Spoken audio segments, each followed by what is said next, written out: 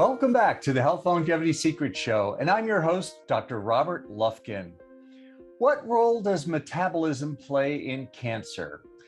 Is cancer driven by DNA errors or sick mitochondria? Which is causal? Today, we discuss this with Maggie and Brad Jones. After Maggie was diagnosed with terminal cancer with a prognosis of less than a year, she dedicated herself to a new healing lifestyle. Instead of dying, she is cancer-free years out.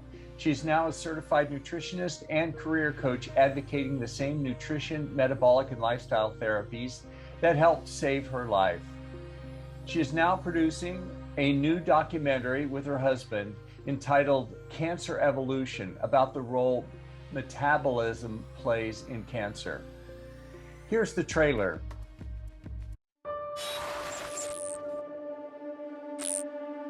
It's very interesting watching scientific theories come and go, especially with regard to cancer, because it's such an emotionally charged subject.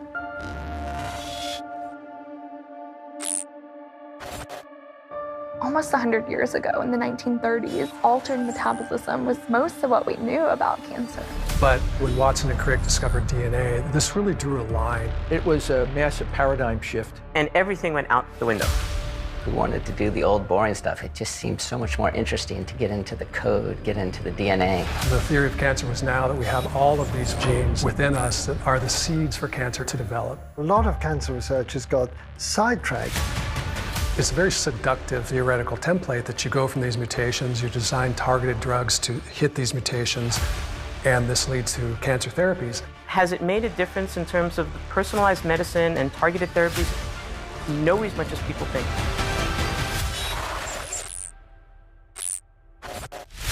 Now, people have returned to this idea of metabolism being important because the research just has become more and more illuminating. Instead of cancer being the product of genetic damage, we think the genetic damage is self-inflicted. It's interesting because cancer biology was so far off in the genetics, and now you see this shift. These ideas have been around, but nobody seemed to have connected the dots. When you start looking deeper into this, there are some cancer cells that have no genetic mutations. The goal of cancer therapies is to kill the tumor before you kill the patient. The hospitals benefit, the doctors benefit from it, the pharmaceutical companies benefit. It's a huge money revenue generation system. As I often say, the problem with science is it's done by human beings. How does evolution fit into this picture? There is an alternative. How come nobody's telling you about these alternatives? We don't have a good understanding of what cancer is. We're still really early in this story.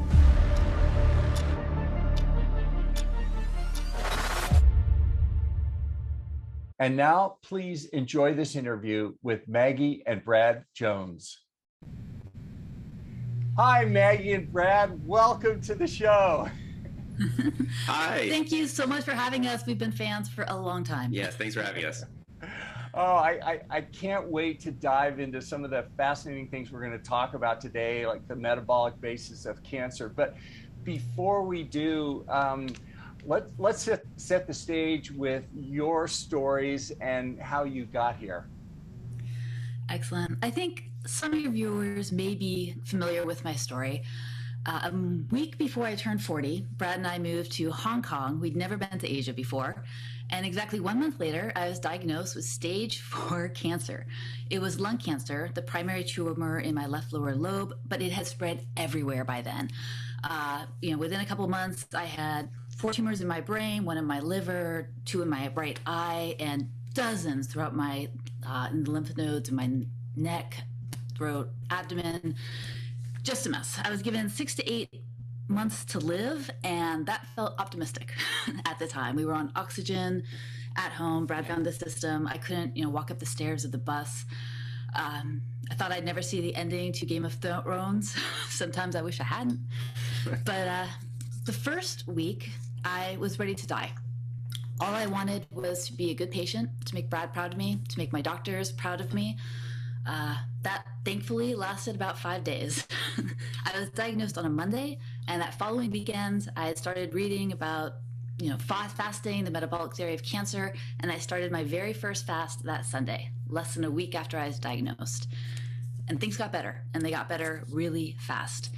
And I know I was incredibly lucky, and I was able to take targeted therapy. I did some conventional radiation therapy to my brain, but I got better faster than any of my doctors expected. And I don't think your doctors expected you to get better. No, that's exactly. Yeah. Or to have any quality of life. But my breathing improved, my ability to walk improved. And it was 1 year later, exactly 1 year later from my diagnosis, that I was found no evidence of disease. And that was over 2 years ago, and I've been cancer-free ever since. I get my scans every 3 months or so. I do, unfortunately, have 4 lesions in my brain from my previous brain radiation surgery. It's brain radiation necrosis. Mostly causes me aphasia, which you'll hear when we're speaking. My speaking's a little bit awkward. It's not as good as it used to be. But my gosh, what a small price to pay for having these last 3 years and having them be so amazing. Yeah. Actually, we joke. Obviously, it's not just humorous to everyone, but that Maggie has recovered from cancer, basically. Obviously, there's still that risk. Everyone has a little bit, and they're floating around. But what she's dealing with now is the effects from the treatment, right? The brain radiation. That's the big thing right now. That she's got swelling in her brain, and they're just trying to manage that. And there's not a lot of protocols for that. There's not a lot of people that actually make it through cancer and then go on to have to deal with this brain necrosis. So, and that's a lot of it. And my gosh, I've had to fight with 9 different practitioners now, neuro-oncologists, neurosurgeons, neurologists, about what's in my brain, because the first time they automatically assumed it was another tumor. Cancer's back, you're going to die again, get more radiation. And my gosh, if I'd done that, there's no question in my mind I would be dead. So I fought, I got scans out of my own pocket, I saw other doctors, and finally got the paperwork confirming that this is brain radiation necrosis. Do not give more radiation. And every year since then, I'm still getting diagnoses of, oh my gosh, it looks like the cancer's back. Oh wait, it's not actually, it's brain radiation necrosis. And some of the treatments I've been able to take advantage of, which have also been good for cancer, are things like hyperbaric oxygen therapy, which when I first came and started doing that, my doctors were so almost angrily opposed. But now my last 2 meetings with my primary neuro-oncologist have been them encouraging me to do more. The actual recommendation is try to double your amounts of hyperbaric oxygen therapy. I gotta say that feels really good to see at least one doctor that we're kind of nudging him a little bit, and it's been very difficult to get doctors to understand what Maggie's doing and the approach she's taking. And most of them just kind of go along with it because it's like, it's diet, it's HBOT. It's like, well, how is oxygen and food? Okay, But we do have one doctor, oncologist, that's sort of like, all right, well, that HBOT seems to be doing something. So, yeah. And, no doctor's intentionally trying to do a poor job. They're doing the best they can with the information that they have. And so I really admire the ones who are willing to say that they were wrong, who are willing to grow and evolve with the science. And I think that's what's lacking from a lot of cancer treatments, is the willingness to incorporate new ideas. So much evidence is coming out to support the metabolic theory of cancer, but it just hasn't caught on yet. We don't have these great looking pharmaceutical reps coming around, giving doctors great incentives to recommend things like fasting. There's no, it's hardcore. Yeah. Well, I was actually talking with somebody on social media recently, just, a little back and forth, and they were basically, why is it so bad? And that's like, well, the system is actually working the way it's designed. It's like it incentivizes profits. It's like, you're not going to get a new drug that comes out that doesn't make any money, even if it's fairly miraculous. It's going to be impossible to get it through the trials process because it's just so expensive. So I don't know. That's one of the things that Maggie and I sort of are trying to advocate for, is like, just for this grassroots, we kind of have to change the system. So. And most of the listeners probably understand that it can cost $1.2 billion to get a drug or treatment FDA approved. And if there's no profit in the drug, if it's something like fasting, there's no potential to recoup those costs. So again, it's not anyone being a bad person. They're just working within the confines of the system. Yeah. So just to finish my story. You know as much about that. No. Yeah, that's a remarkable, wonderful story. And just to summarize for our listeners, to be clear, when you said you had no evidence of disease, that means there's no evidence. And we'll continue looking for disease, but there's no more evidence of cancer. And as you said, those lesions in your brain were not the result of they're not cancer, but they're burns essentially from the radiation therapy.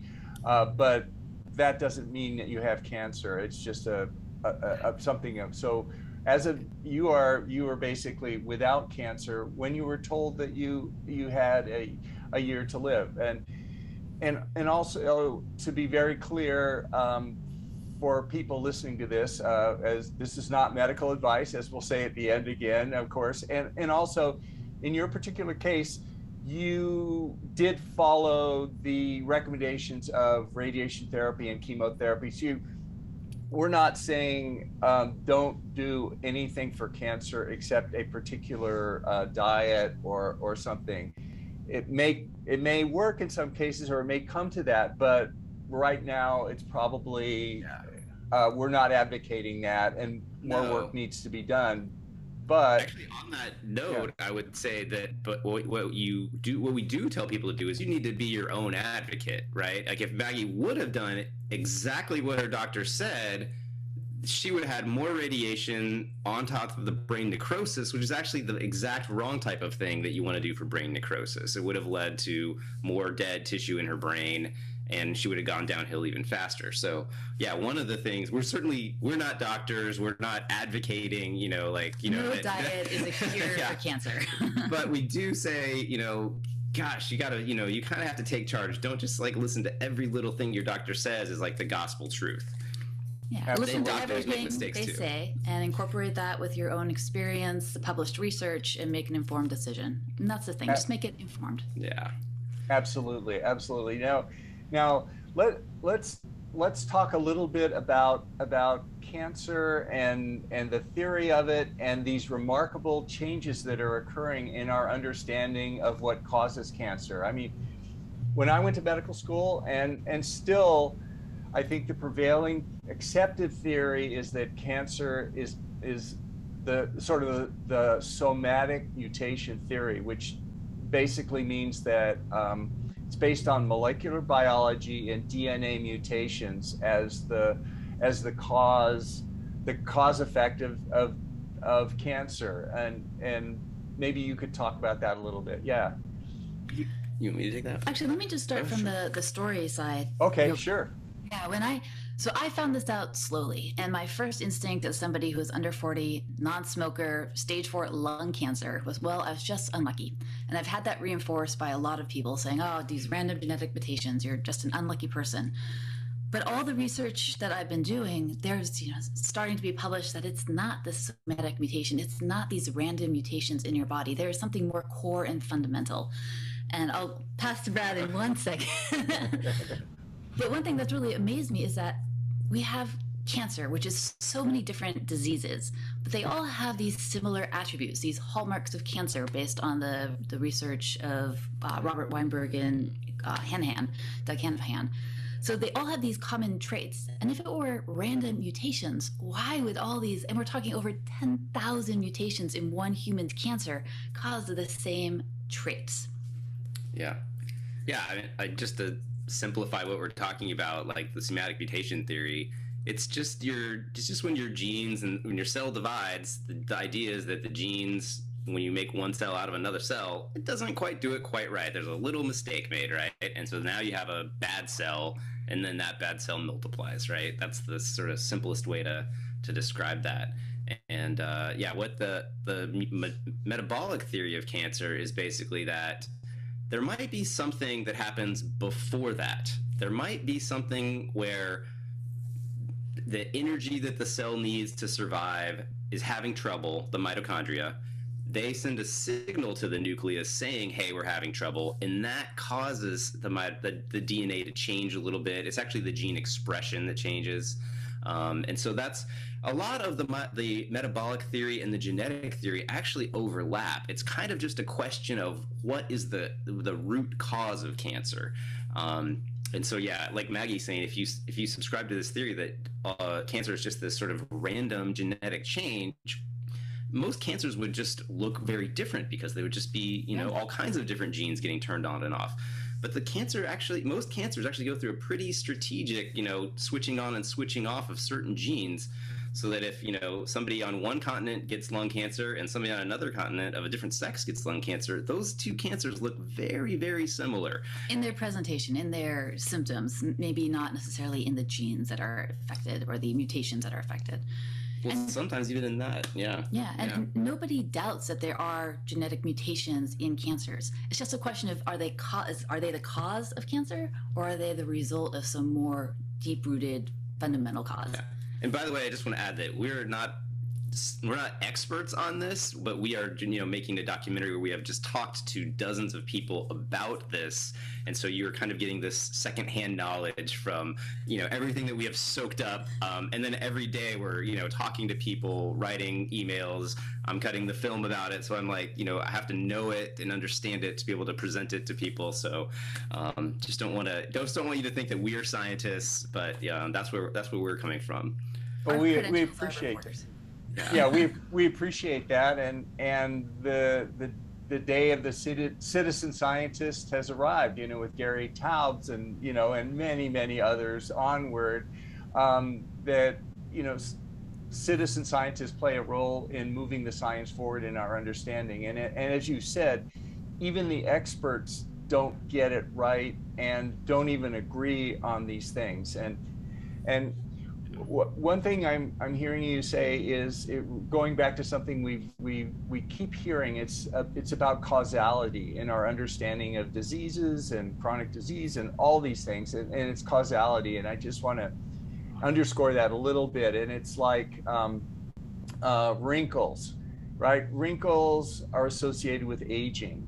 I'm in Los Angeles, but they're not causal for aging, right? And if I make the wrinkles go away with some Botox, it doesn't affect the underlying aging. And what you're saying is that we're not saying that DNA mutations don't occur with cancer. We're just saying that they're not causal. And I think there was what was it? I think the Cancer Genome Project, are you familiar with that, in 2006? That was an interesting thing to sort of another kind of nail in the coffin of this. Yeah, and I'll even talk a little bit about that. So like you say, we announced this on the heels of the Human Genome Project, and that had all been mapped. We announced the Cancer Genome Atlas, which is now we're going to map cancer. And started with a handful of tumors, and to many people's surprise, instead of finding maybe 6 to 8 different mutations that cause cancer, we found tens of thousands. And even more shocking, within the same tumor, we have this heterogeny, where we see one tumor can have multiple different genetic mutations. So it really begs the question: is it actually one or a couple of mutations, or a combination of mutations that cause these common symptoms of cancer? Or are they the downstream effect, like you say? Yeah, they thought that by doing that genetic atlas, it would be like, oh, lung cancer, it's these 5 genes, or it's these 4 genes. And, glioblastoma, oh, yeah, it's these 10 genes. And it's nothing like that. I mean, you could have a cancer in your lung that has certain mutations on one side of the tumor and different mutations on the other, from cell to cell within the same tumor, different mutations. So there was just so much complexity that they just weren't able to do what they thought they would be able to do with that project. It's not to say there hasn't been any advancement because of that. We have what many people are familiar with, targeted therapies that come out. So for example, I'm very fortunate to have the ROS1 positive mutation, which occurs in about 1% of lung cancer cases.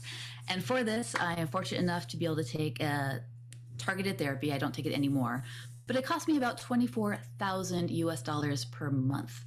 And there was recently a study released last year in 2021 showing that all these great advancements, these targeted therapies, may improve quality of life somewhat, but they only extend life by 2.4 months as an average. So we started back, 10 years ago with one great success, Gleevec, for lymphoma. Oh, I'm sorry, no, for leukemia. And that set the standard, like, oh, this is what we're going to do. We're going to target these genes. But here we are where I can pay a fortune to treat 1% of lung cancer and get 2.4 more months of life. At what cost my family? There hasn't been another successful drug like Gleevec. It's kind of a one-off. I mean, the bar is set pretty low with these drugs, where it's like you just have to reduce the tumor size a little bit. And we had one of the people that we talked to was like, now, if you went in and talked to your doctor and he's like, we're going to go in, we're going to do this awesome surgery, we're going to wipe out 40% of the tumor. Would you be excited for that surgery? But that's pretty much what these chemotherapy drugs do, So it's kind of like, and then once you get resistance to that, the tumor changes, the cancer changes, then it's like, okay, well, you wiped out a few cells on one side of the tumor, but, there's a big chunk of the tumor left. And then there are people like Maggie who, can maybe, take a targeted therapy and it can be really helpful. So, well, there are published studies showing that some of the metabolic therapies that we're talking about, like a ketogenic diet, fasting, actually do improve the efficacy of these targeted therapies. So TKI is what I take. It's a tyrosine kinase inhibitor. And just loads of research mounting now, like that is what will make it last. That's going to help you so much. And yet, again, there's no marketing, there's no real way of getting this to people. And so most of my doctors that I've seen have been very, very opposed to it. But they can't explain why I've been able to have the results that I've had. And it's going to change. I know it's going to change.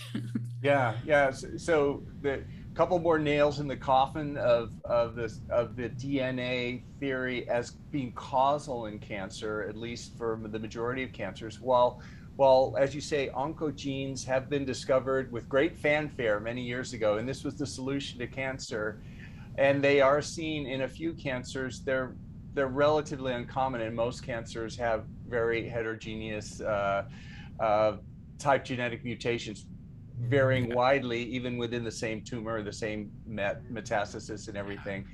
And then on top of that is, as you say, the striking failure to develop really widespread effective cancer treatments. There have been a few, outstanding successes, but by and large, we're still giving radiation and chemotherapy that we gave 40 years ago. So this makes us all question the DNA theory of somatic mutations, DNA being damaged, and that creates the cancer. We know that carcinogens damage DNA, and we know that damaged DNA is present in cancer, but it may not be causal, and this is the evidence to it. Yeah. So, yeah, go ahead. I was just gonna say, one analogy is like you got a problem with your car, and so what we're doing with this DNA theory is we're going down to the molecular level of the gasoline to try and find out what's wrong with your car. It's just. That's not what we need to do to solve this disease, right? Forest for the trees. Yeah, the forest for the trees. Yes. Yeah. So you also mentioned the nail in the coffin. Do you want to talk about the nuclear transfer experiment? Have you heard of that? Yeah, absolutely. Yeah. I know Maggie likes this experiment. Do you want to talk about it? For me, when I was doing my personal research into the metabolic therapy, if this was worth pursuing for me, the one thing that really convinced me were these nuclear transfer experiments. So I read about them in Dr. Thomas Seyfried's book, The Cancer is a Metabolic Disease, where he illuminates these experiments that have taken place, I think, since 1980s and have been repeated over and over and over. The two that strike me most is you take two cells. Obviously, you have the cytoplasm, which contains the mitochondria, the powerhouse of the cell, any place where a metabolic disease would really be manifested, and the nucleus, which contains most of the DNA. So if you transfer the nucleus of a cancerous cell, which contains this DNA that supposedly is the cause of cancer, to an otherwise healthy cell, that cell remains healthy. It has healthy mitochondria, and you can actually, in one experiment, they cloned tadpoles, healthy tadpoles from this. On the other hand, if you have a cancerous cell with cancer, you can take the cytoplasm with its cancerous mitochondria, put it in an otherwise healthy cell, and that cell will develop cancer. And so for me, it just makes so much sense that yes, the seeds of cancer are in the mitochondria. They're in this metabolic aperture. Yeah. Apparatus. Great. Well, yeah, perfect. That sets the stage now. If the nucleus and it's containing the DNA is not causal in cancer. It's something in the cytoplasm. Tell us what that could be. What have you found out about that? Yeah, well, so I mean, one of the things that we're just doing in our documentary is we're telling the history of this metabolic theory of cancer. So we start with Otto Warburg, German scientist, and the discoveries that he made, where when a cell turns cancerous, it has this shift in what it needs for energy. It shifts from respiration, which uses mostly oxygen, to fermentation, which burns sugar or glucose. And quick context, this was 100 years ago. Warburg started studying cancer in the 1920s. He actually won a Nobel Prize for some of his research. He was considered one of the greatest scientists on our planet. Yeah. 1923 was this cancer research, and 1931 was the Nobel Prize for discovering how mitochondria work. So what kind of happened is that soon after this, like in the 40s, Watson and Crick discovered the structure of DNA, and kind of everything that had been done up to that point just kind of fell by the wayside. Everyone was like, oh, DNA, that's like the blueprint for everything that the body makes, everything that it constructs. That's cancer. That's where cancer is coming from. And some of this research just really was, I wouldn't say it was lost, because it's still around, but I mean, it was just left, kind of left for dead. It was disregarded, I would say. And a lot of the great scientists, they wanted to study DNA. It was sexy, it was hot. I mean, think about the 50s and the 60s, who wanted to do this biochemical research. And yet, thanks to some real, incredible researchers like Pete Peterson from Johns Hopkins, followed by Thomas Seyfried, they brought back and they resurrected these experiments that have been done in the past that really prove that is the cause. And to me, it breaks my heart that we've lost so much time while we are going down this rabbit hole of DNA, which, is amazing and has its own benefits, but it's not the root cause. And there are a lot of lives that I think could have been extended or improved if we'd had this research earlier. And so now our goal is to get that.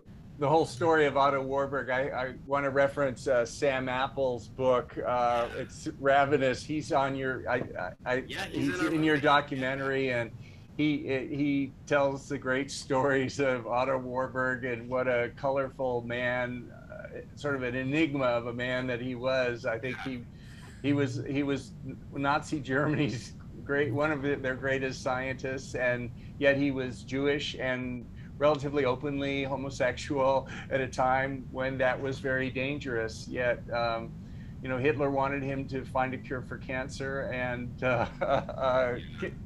kept him around. I think he was, just so full of his own self that he just thought that, they would, see the wisdom and go along with him the whole, and just amazingly they did. Yeah. I love the quote when he won his Nobel Prize. When they called him up and told him that he'd won the prize, his response was, "Well, it's about time." Yeah, he was nominated 2 other times for 2 completely different lines of work, which that's to this day still unparalleled. There's no one that's been nominated for 3 Nobel Prizes for 3 completely different studies. So and as you know, he gave his final speech in the 1970s at the Nobel Laureate Summit to return to this metabolic theory, and he spoke about how he still believed that this was a root of cancer, and was sadly completely disregarded and even ridiculed to a certain extent. Yeah. And there's, to be fair, there have been advancements in the theory that he came up with, in the 30s. One of the things that Warburg thought was that the mitochondria completely stopped, using any kind of oxygen and doing any kind of energy creation. And that was something that I believe it was the 70s, Pete Peterson, research, maybe the 80s, found out that there still is actually a lot of activity going on. They don't do a complete shift from respiration to fermentation. So there's some issues, or some, it's not 100%, conclusive, the Warburg theory, but it explains a lot. It's an interesting shift you mentioned, going from German science, and German was Germany was dominant in science before World War II, and then after World War II, sort of shift to the United States and English, and a lot of the German science was discarded or was minimized. The sciences spread out all over, and then the fact of the DNA and molecular biology as being an appealing, simple solution that people thought would have all the answers for everything, and the study of metabolism, fell by the wayside. And you started to mention some of the people that revived it and brought it back. How did that happen, and how did we get from there to where we are today? I think it started slow, but it's accelerating quickly. And Dr. Pete Peterson, again out of Johns Hopkins, I think is the one who is credited the most with keeping this Otto Warburg torch burning throughout the 1980s. And then his research, along with many others, was picked up by Dr. Thomas Seyfried out of Boston College, who wrote the book Cancer is a Metabolic Disease in, I think it was 2005, so still fairly recently. It's a dense read, but there are some summaries of it on Amazon or wherever you buy books. Well, and we're also very partial to Travis Christofferson. Sort of has a layman's version of it called "Tripping Over the Truth." We really like that book. Great book. I'll plug it here if my screen, if you could see it there. But yeah, highly recommend it. It's very readable, yet it has technical detail as well. And so does Sam's book. Can't say enough good things about both of those. Yeah, it's really hard to the metabolic theory of cancer without getting a little into the science. So, but I mean, when we first, talk to people, actually, one of the things that, because Maggie still does occasionally some counseling, or one of the things that, in podcasts is just, even if you don't believe or understand the metabolic theory of cancer, you can still take advantage of the therapies that are based on it, right? Ketogenic diets, some off-label drugs, these kind of things. I don't know if we'll probably get to this, but just this idea that it's like, even if you're not a science geek and this doesn't really mean anything to you, you don't have to buy into it or understand it to take advantage of it. And even before we get into that, some context that I should have brought up before, but we got so excited. Just what does the metabolic theory of cancer mean? And so when I first started doing my research back when I was first diagnosed, I was working full time, I was doing conventional treatment, I wasn't feeling great, but still reading everything I could. And what I learned to understand is that the most common form of energy production in our body is oxidative phosphorylation. And this is where it's actually a step after fermentation. So fermentation is the most simple way that a cell can create energy, and it's very common in single-celled organisms. And in this case, their body uses just glucose, and it takes in this glucose and it does the fermentation within the cytoplasm of the cells and will create 2 ATP, ATP being the basic unit of energy. Back to oxidative phosphorylation, these 2 ATP and some of the byproducts like lactic acid will actually go into the mitochondria and be converted into 32, there's actually a range, but on average 32 ATP. So you're looking at fermentation from just glucose being 2 ATP compared to oxidative phosphorylation, which uses oxygen as opposed to fermentation to create 16 times as much energy. And what Warburg discovered is that cancer cells actually use this fermentation, this very inefficient form of energy production, as opposed to oxidative phosphorylation, even in the presence of oxygen. And so the big question was why? And a big thing that struck with me is, well, obviously glucose is a highly preferred fuel for cancer. Now, obviously, there's been research, and there's no question that cancer can adapt and use other fuels, but it doesn't have the same metabolic flexibility as the healthy human cell. So this is especially demonstrated in PET scans. And I always say that theories are only proven by the technology that they demonstrate, where you can actually use it.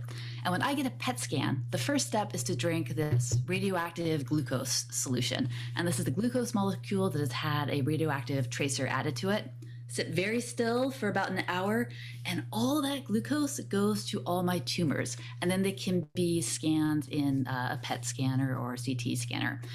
And that's just a fact. Like, cancer absorbs glucose. And in fact, the later of stage that you're in for your cancer, the more likely it is to hunger for this glucose. And we're talking 70 to 80 or more % of late stage cancers having this impact. So to me, there's no question. My cancer wants glucose to survive. I'm going to deny it. And then, of course, we do get into a lot of complexity where, like I said, your cancer cells can shift. And I used to fight with people all the time when I had less than a year to live, saying, well, this isn't going to cure your cancer. I don't care. If I get 2 more years living this wonderful life and being as healthy as I feel, I'll take those 2 years. And luckily for me, I actually did end up becoming cancer-free, and I have 0 regrets. And I think that's something that people forget, is that there are real human beings who need these treatments that can all be used in conjunction with conventional treatment, but can really extend quality of life. They can improve the side effects of your conventional treatment, and they can extend the time you have to be alive. Okay, that's my little soapbox.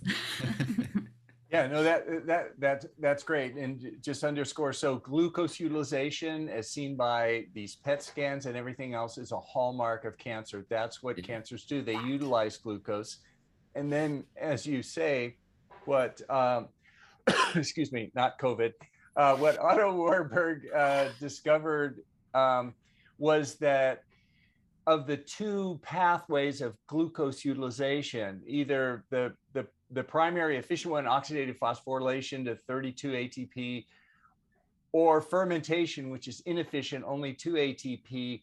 For some reason, cancers use this inefficient fermentation pathway. And the idea is that something is damaged in their mitochondria so that they can't do the oxidative phosphorylation and they have to do fermentation. And that's the idea then behind the metabolic theory. And the question then becomes, then the mitochondrial damage, the metabolic damage, is primary and causal. It's upstream of everything else. And that's what causes the DNA mutations are downstream, and they are not consistent. But the mitochondrial damage is consistent. And this fermentation pathway appears to occur in most, if not all cancers. Do you want to talk about the other fermentation, Yes. about the amino acid fermentation at this point? And since we're right on that. One of the more recent develops this metabolic theory of cancer, because as Brad mentioned, Warburg 100 years ago didn't have everything right. Obviously, science evolves. Is that there are other advantages to a cancer cell using this inefficient fermentation method of energy generation. And that's the creation of lactic acid and glutamine. And glutamine, which is a arguably essential amino acid, meaning your body can create it, but may not create it in large enough quantities that your body needs, so it needs to be dietarily ingested. This glutamine is a building block for the tumors themselves. So to create a tumor, you don't just need energy, you need the bricks, the mass. That's what I'm looking for, and glutamine can provide that. So there are a lot of arguments out there also that, well, you need glutamine. Your body does need it for its immune system, most importantly for cancer patients, but also a lot of other critical systems. So you can't always deprive your body of glutamine, but obviously cancer wants it and it needs it to grow. So some researchers, I'm thinking specifically of Dr. Thomas Seyfried at Boston College, are looking at glutamine inhibitors as the next generation of metabolic treatments, where you can just pulse them so that your body can recover, but then again, you deprive the cancer of that glutamine. And then some of the other side effects of fermentation are a buildup of lactic acid, which really is an inflammatory marker. And inflammation, as we know, is also one of those hallmarks of cancer defined by Robert Weinberg and Doug Hannahan back in 2001. And it's not good for cancer. And that can contribute to things like hypoxia, where your cells don't get enough oxygen. And all these things just come together. And of these 8 hallmarks of cancer that we're talking about, Dr. Adrian Scheck in Arizona has shown how, I think, 5 of them now are directly correlated to the metabolic theory.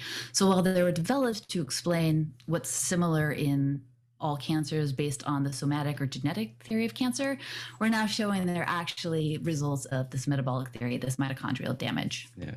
Just to finish up that lactic acid story, the idea is that cancer cells spit out, it's like an acid, and it hurts cancer cells too, but it hurts them less than the other surrounding normal cells. So one of the analogies that we got from Dr. Jason Fung, he was like, hey, in the land of the blind, the one-eyed man is king. And that's what he said. He's like, cancer cells, if they just have one eye, then they're better than all the normal cells. So, yeah. Yeah. Well, go ahead. Excuse me. Your listeners will be familiar with lactic acid. It's the same thing that your muscles create when you push them to failure, that extreme burning. Because you're using when you run a sprint or you do some kind of exercise and you feel that pain in your muscle, it's because your muscle converted from burning oxygen to burning glucose, and your cells spit out lactic acid. And that lactic acid is what makes you hurt. Yeah, that's a good point. People understand it. So the oxidative phosphorylation uses oxygen to generate all the ATP and burn up the glucose. Fermentation is called anaerobic because it doesn't require oxygen. And when we're exercising and we use up all the oxygen and we still need to run faster, then we switch to anaerobic metabolism, and the lactic acid, as you say, builds up there. I just want to plug Jason Fung's book too here, The Cancer Code. It's another great one. These are all such good books, and he's in your documentary too as well, right? So we get to hear from them. But before we talk about the documentary, one last thing I wanted to just sort of wrap around. So we've talked about the DNA damage theory and the problems with it, and why it hasn't proved to be causal in the great majority of cancer cases, or why there's this growing evidence that damaged mitochondria, metabolic abnormalities may be primary and everything else is downstream. So what are the approaches that one could take, or that you took, for how do you address metabolic health then? Whether I have cancer or not, what are the metabolic things, and specifically if one does have cancer?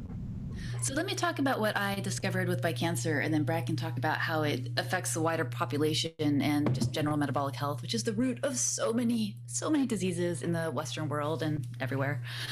So again, Sunday after my Monday diagnosis, I started my first fast, and this deprived nutrients from my body. It also encourages autophagy, which is the organized cell death, which is a very healthy thing for your body. These cells get old, you don't want them anymore. So fasting is amazing. It also deprives your body of glucose, of any dietary glutamine, and it's a great start. And it's something that we still depend on. I fast every Sunday night to Tuesday night, Brad too, and we also fast for about 3 to 5 days the first week of the month.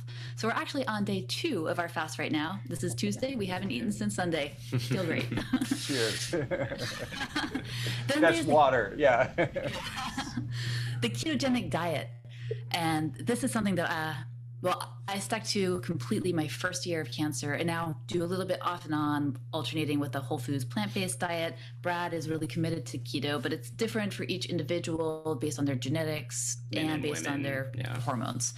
But for that, it removes all sugar, and most importantly to me, processed foods, seed oils, these foods that really contribute to some of the insulin changes, and obviously glucose being terrible. So to me, keto is a no-brainer for most cancers, the ones that still depend on glucose. So we eat that way. Also, hyperbaric oxygen therapy. Dr. Don D'Agostino out of University of Southern Florida has been great research on this, and a lot of doctors are still very opposed because the prevailing idea is, well, cancer, you have, one of the hallmarks of cancer is angiogenesis, where your body creates more blood vessels to feed the cancer tumors. And the idea is hyperbaric oxygen therapy actually adds more oxygen and could promote more blood vessels being built to supply your cancer tumor. But in actuality, what Don D'Agostino has uncovered, and what's been my personal experience, is that it helps address that hypoxia, which is also a hallmark of cancer. And getting this oxygen to your healthy cells is profoundly beneficial. One thing you can cut out if you need your to. Cancer cells don't really want the oxygen anyway. Sorry. Yeah, I find it especially interesting that the biggest warning I've gotten from my medical professionals on doing hyperbaric oxygen therapy is that it could lower my blood glucose too much. And obviously, from a cancer treatment perspective, from blocking this glucose, you really do want to lower your glucose and have less available for the cancer. But what I noticed wearing a continuous glucose monitor is, for me personally, my glucose actually spikes enormously during the chamber, but then plummets as soon as I get out. So this is another interesting thing that we just don't know about. Yeah. But all these treatments that we're talking about, and several that, you know, haven't been researched heavily but work for me, like sauna therapy. Oh, and many that have been researched heavily, like off-label drugs, metformin, benzodiazole, atorvastatin, doxycycline, have had years of research showing that they kind of create the environment of a ketogenic diet, and they deprive your cancer cells of these nutrients that they want, and really create that keto feeling. And with this, your metabolism improves. And from my personal experience, I lost over 50 pounds in the first 6 months since my diagnosis. And my doctors didn't care because they just assumed it was cachexia, the muscle wasting that's associated with cancer and responsible for most of the deaths, and they're expecting me to die anyway. But I got a DXA scan showing it was all just fat loss. My body was overcoming all these years of, I thought I ate healthy, but eating the standard American diet, which for me was low-fat dairy, it was lean meats. No fat. Yeah, whole grains. Yeah. And these things I know now are not good for my body. Yeah. And Brad himself. I was going to just say, to sum up what Maggie says, like, we kind of hear this from people a lot of times. It's like this idea of starving the cancer. Cancers want glucose. If you can go on a ketogenic diet and just do other things, it's all about just trying to get your blood sugar down and keep your cancer from getting the nutrients that it wants. Your other cells can live off of the ketones, because that's a different way of, we could get into that, I guess. But yeah, just this idea of starve the cancer. That's like the simplest way to sort of think of it is your cancer needs sugar, try not to eat sugar. Yeah, it's a very simplified perspective, but one that can guide you. Yeah. And real quickly, just to touch on what Brad was talking about with ketones and why the ketogenic diet's been so important to me, is we've been focusing on fermentation versus oxidative phosphorylation for the creation of energy. But your healthy cells, because humans have this metabolic flexibility, we can survive long periods without food or without carbohydrates because we can also use our fat to create ketone bodies, which can then be used by energy. And a big argument is that cancer cells can adapt to use ketone bodies, also a very small percentage of them. But my gosh, if you've bought yourself years and years, that gives you time to find other treatments, other therapies that work for you, for maybe science to come up with a cure someday. But these ketones and feeding your body something that's going to make it healthy, your healthy cells getting stronger and stronger, while your cancer cells get weaker, just improve the efficacy of different conventional treatments like chemotherapy. And so when we talked to Dr. Adrienne Scheck, one of the things that she really talked about with the ketogenic diet was that when your body sort of goes into kind of like a hibernation mode, most of your normal cells do when you're fasting or when you're on a ketogenic diet. And what that does is your normal cells get protected from, let's say, radiation or chemotherapy. However, cancer cells don't go into this hibernative, protective type mode. They're constantly scavenging for more resources, trying to grow as fast as they can. And what that does is it kind of opens them up to take the medication, the radiation, or the chemotherapy. So it's kind of like this little double whammy, this ketogenic or fasting, when you do that to your body. And it often makes those kinds of therapies more effective. So you can go either at a lower dosage, or just the doses that you have is going to pack an even bigger punch. Yeah, it's amazing the transformation that just the idea of ketosis has undergone in the last 10 years. I mean, many doctors to this day still conflate ketosis with ketoacidosis, which is a dangerous condition, and fortunately that's changing, and there's growing evidence to show that ketosis may be even the optimal normal state that we're in, as long as we don't eat all the time. Ketosis is the way, historically we were, and it's a better way to be.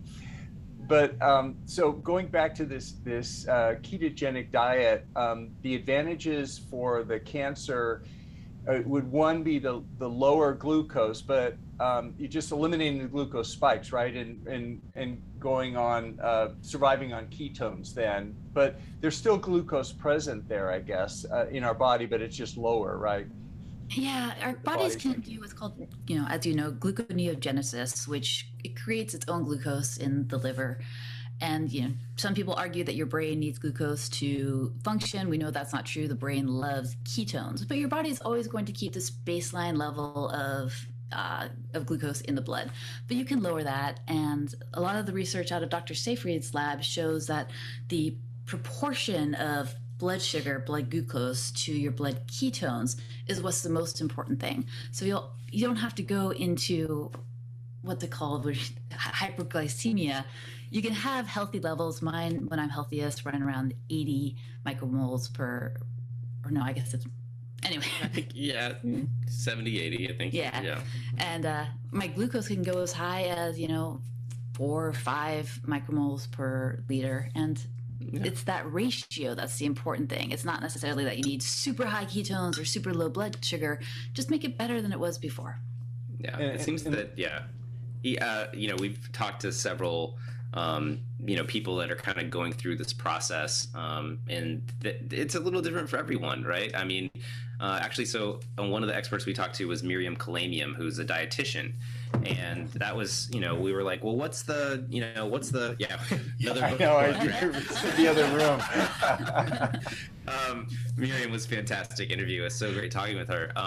But yeah, so I mean, we really tried to, nail her down. Like, well, what's the magic number, right? And she's like, it is just all over the place. She's like, some people, it's higher. Some people have can only get their glucose down so much. So she's like, it's just irresponsible for me to say like, shoot for under this number. So. And medication can impact that. Steroids are a very common prescription for palliative cancer care, and those will just skyrocket your blood sugar. Too many factors. Yeah. Sure. And probably another effect I would imagine is going on the ketogenic diet. Like you say, Brad, you flip that metabolic switch to suppress mTOR, activate AMP kinase, all these survival genes that protect the body and everything, decrease inflammation, decrease insulin resistance, all these positive things, in addition to lowering the glucose and raising the ketones. It's just a whole. Yeah. One of the things, I mean, I count myself very lucky to not have had cancer, although in all honesty, there probably is some cancer floating around my body somewhere. We almost all have it. Oh my gosh, I lost my train of thought. Oh, but all the things that you do for your longevity. Yeah, sorry, I just blanked there. Where I was going. Okay. Well, all these things help lower our cancer risk, even for those of us who haven't had their cancers yet. Like you say, it's believed that we all have small cancers all the time, and that they're just handled by our immune system as well. And just to emphasize, no diet is a cure for cancer, but we've been very lucky to also talk with 2 case study survivors, or really thrivers, who have been diagnosed with stage 4 cancer. One was Pablo Kelly in the UK, who had glioblastoma, which we all know that the survival rate for that is under a year. He never did conventional therapy. He focused on fasting, ketogenic diet, and some breath work. And he's now had 7 years of life. He got married, he had a child. It's just such a different life.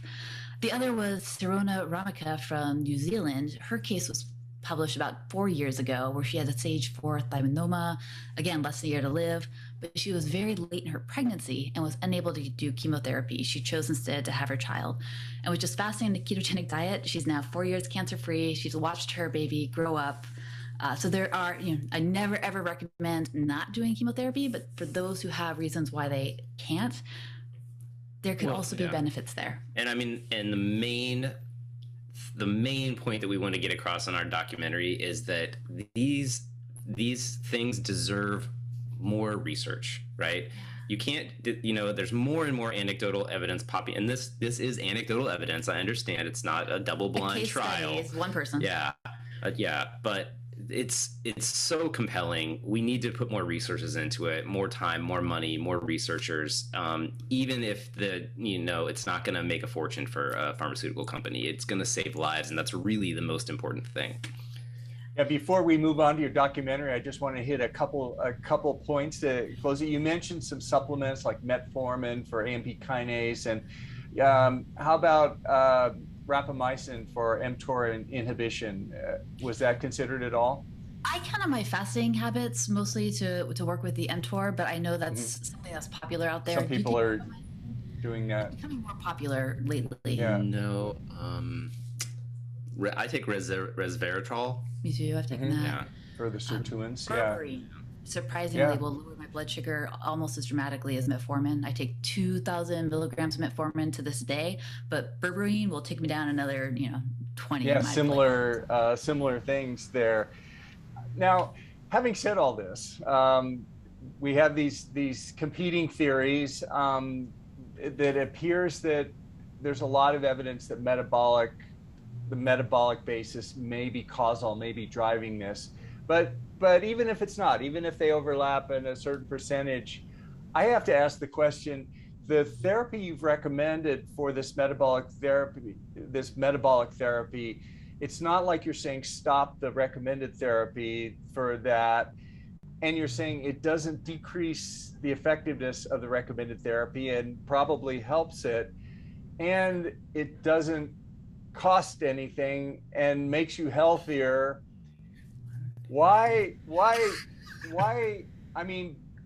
isn't this embraced more? I understand the perverse incentives of finances, and there are no drug companies behind this, and other than people like us doing these podcasts and things and shows and movies like this, why isn't the message getting out there more? Like, what harm could it do to put people on ketogenic diets or lower their glucose on the treatment? I mean, is there evidence that this is harmful somehow, or why isn't it getting out there more? What's the pushback that you've encountered?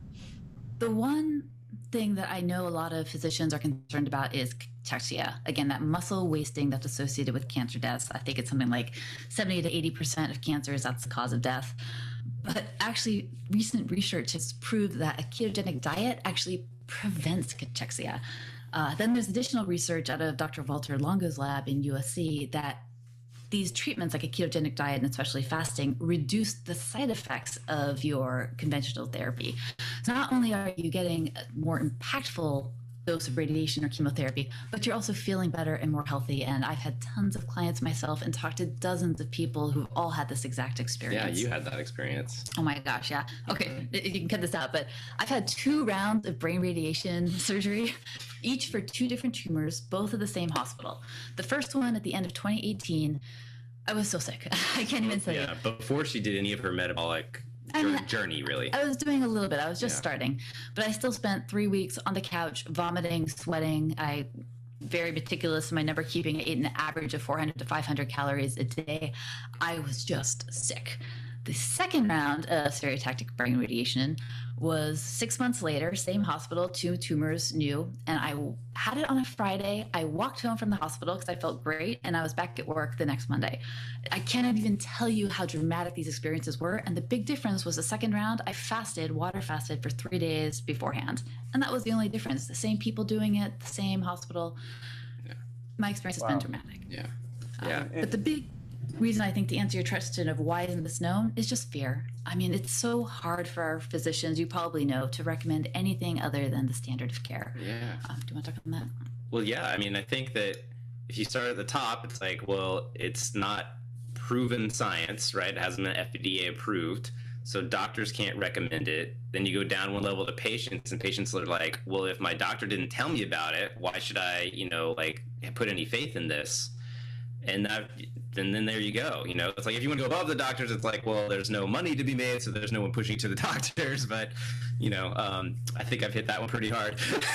No one is bad. It's systemic. Yeah, it's just the system operating the way it's designed, and I think that we're gonna really need a government, or just a giant philanthropist to sort of step up, and some research foundation, to step up and help get these proven, because it's really just sad to like, like that we're just not even looking into this more.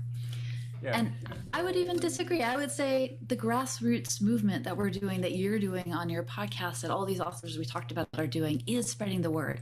And that's a big part of the reason we're making this documentary, is because some of the things we're talking about are complex, they're science-based, but everybody gets cancer. Everyone's life is impacted. We need to make it simple. And we need to empower people to look into what's been developed that their doctors may not even know about. They're well-meaning doctors. And I think it's that individual empowerment is what's going to change, when people can take control of their own health and realize that just because somebody's in a lab coat doesn't mean they're the expert on what's happening in the other person's body. And that's where I see change happening. Absolutely. And yeah, it is the system. I don't think that people willingly want to harm people or withhold information. It's just that they're busy and they get paid to do one thing. They don't get paid to do something else. And, all sorts of factors. It's very, very complex. But let's talk about your movie. I'm so excited about that. You have all the greatest minds and people, all the books we've been holding up. All those people are in your movie. They're going to be talking. You're interviewing them and hearing their point of view on this really important topic. You were obviously knew a lot about this space before you started making the movie. What did you learn from making the movie that you didn't know beforehand? Oh my God! Through the whole process. Or we just talked to you? I don't. Yeah. Okay. I think that Maggie should tell her story of what she tried to do after she sort of gained sort of a grasp on her cancer and was trying to help other people. Just seeing the success of my own body, I started a blog, which originally was intended to update our friends and family about my condition, my therapies, and slowly developed into a repository of all the research I was doing and the different treatments, and became really popular with other people who felt empowered and were seeking their own metabolic approach. And from there, I was helping a few people. I started a social media presence where it was overwhelming, actually. The people who came to me, probably averaging 4 to 5 per day, just, Maggie, cure my cancer, what can I do? And so then I trained as a nutritionist so that I could legally sit down, help people develop their meal plans, understand what's important for them. And I learned so much working with others and how different each person's body is, that you can't necessarily follow one person's diet and have it work for you, but learning how that you can use the signals of your own body to optimize. But that was too much. I can't help everybody one-on-one. And I had some really powerful experiences where it was just too technical for people to understand, especially the way I explain things very poorly, as you've learned on this podcast with my brain damage and all that. But I'm so lucky that I have a filmmaker husband who was learning about this through my research and realized that he could put it into a more digestible, actionable format through this documentary. Well, I mean, I think you're giving me a little too much credit there. I mean, this was a joint effort here. Yeah, I mean, but yeah, she left out in between there. She started writing a book, which I think is probably going to be coming out later this year, maybe next year. And yeah, the counseling was starting to like kind of really hurt her emotionally. I could she would get off the phone with like somebody and then she'd have like 3 more emails in her inbox, and it was just, for someone who had actually already gone through this emotionally, I could just see it taking the toll on her. But she still wanted to help people. She wanted to get this idea out there. And I was like, yeah, why don't we see if we can? And at that point, we knew Travis, and we had met Dr. Seyfried at a convention, and we were like, why don't we reach out to them, see if they'll be, down to do a documentary? And we were so thankful that they both said yes. And kind of once we got those 2 arrows in our quiver, there was sort of like a nice little domino run of a bunch of other great people saying yes to us, and we're so thankful that they did. And again, our perspective is just as reporters. I mean, I have an incredible story that I'm very grateful for, but it's just one person. And so our goal is just to report on the published, peer-reviewed research that's out there, maybe a few vignettes, 100 of different cancer patients who've had similar experiences to mine. But really what drove this for me, what made me so supportive of Brad's idea to make the documentary, were the sad stories I heard from people who didn't believe that these treatments were real. I've told this story before, but I was contacted by a nutritionist in Scandinavia whose brother was diagnosed with glioblastoma in his early 30s, and again, less than a 1-year survival. But she knew the impact that a ketogenic diet could have because it's been studied the most for GBM. There's almost no question. And he didn't believe her because his doctor never told him about it. And so she enlisted my help to try to convince him. But my perspective is always too down in the science and nitty-gritty, and I knew that through Brad's eyes, he'd have the ability to make this information digestible, palatable, actionable, and it would have saved his life. But unfortunately, he decided not to pursue this diet, and he died within a couple of months. And I'm still in touch with his sister. I want to make this documentary partly dedicated to him. But there are so many out there who have the same story. I had a friend who was diagnosed with breast cancer. She was younger than I was. She was diagnosed a year after me, and she passed last year because her doctor never told us about it. And it's just this perspective that people have that if I don't hear it from my doctor, it can't be real. And your doctors are telling you everything that's real, but there's more out there that can't be absorbed into the standard of care yet. But it doesn't mean that people don't deserve access to it or knowledge of it. And then if they decide not to do it, that's fine. Just make an informed choice with all the options available to you. Yeah. It's and that's so important. Main thrust of the documentary is just that, hey, there's more stuff out there that we just need to keep researching. And we push a little hard on the fact that the somatic mutation theory is still just a theory. It's not proven. It's not fact.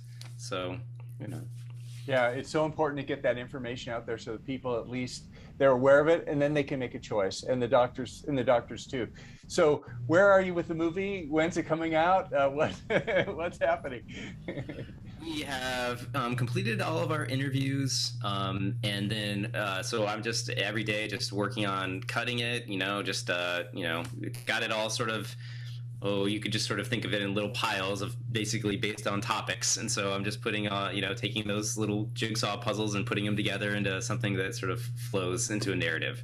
So, and gosh, guys, it's about cancer and all these great treatments and therapies, but holy smokes, it's such a great story too of just the evolution of science from 100 years ago where we had these answers to when they were abandoned, the great scientists who brought it back. I am not featured in the movie except as a survivor, even though my story I know inspired it. The real hero of the story are these scientists doing great work and letting their understanding of the human body evolve. And we're not saying that what we're reporting on right now is the actual final fact. It's always going to develop. And we're just trying to encourage that development of admitting that maybe this old theory was wrong. Let's try the next thing, get closer and closer to a cure. Yeah. That's the best we can do. And I'd like to include in here a link that will allow people to support your Indiegogo campaign for the film, and also the private link to get the discount on the premiere tickets too. I'll put that in there in the show notes below as well, so they can support the film and then get early access as well as soon as the premiere is out. And then also, what's the best way to follow all of you on social media? We're going to put everything in the show notes, so we'll have the links there, but any particular you want to read out to people who are on audio, consuming this with audio only? Well, I was going to say YouTube, actually, because we were making a movie, so that's kind of where most of the, sort of flashy content comes out, is on YouTube. Some great clips from our experts. Yeah, every person that's in the documentary right now, we have at least one clip of them up on YouTube, so you can go there and look at sort of, a feel for how the documentary will be. And then we're on all social media, but I think Instagram is kind of the biggest one right now. Instagram, Facebook, those are all under Cancer Revolution Doc. And then we have a Twitter where the username is Cancer Evolves, because others were too long. We haven't done TikTok, but maybe in the future, a lot to manage. Yeah. I'll get my daughters to help you with that.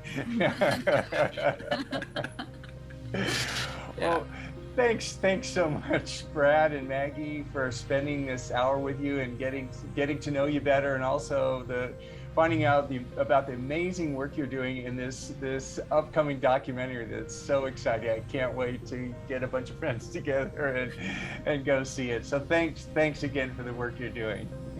Thank you. Yeah, thank you so much for having us, and thanks to yourself too for helping to shine a light on this.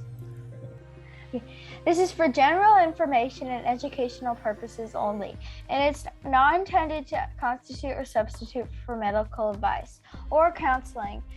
the practice of medicine or the provision of healthcare, diagnosis, or treatment, or the creation of a physician, patient, or clinical relationship. The use of this information is at their own user's risk. If you find this to be on the value, please hit that like button to subscribe to support the work that we do on this channel. And we take your suggestions and advice very seriously, so please let us know what you'd like to see on this channel. Thanks for watching, and we hope to see you next time.